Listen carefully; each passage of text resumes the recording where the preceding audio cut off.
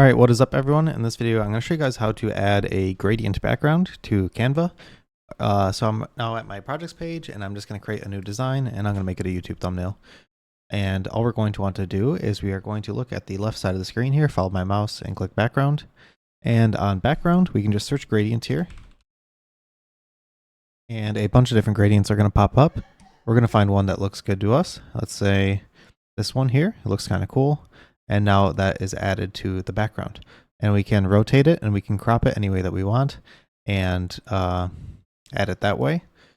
You can also pick from other gradients. Like if you don't really like this one, you can just hit delete on your key and you can add another one this way.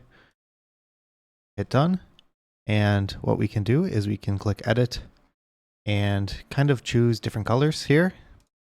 By hitting edit, we can add like a new filter to anything that we want. Let's say we want it more pink and or blue, anything like that. We can use all these filters to change the color of the gradient. If you want your own custom color gradient, you have to unfortunately add your own from Photoshop or anything like that, as Canva doesn't have a built-in gradient creator. You have to use their custom gradients. I hope that helped. Have a good day.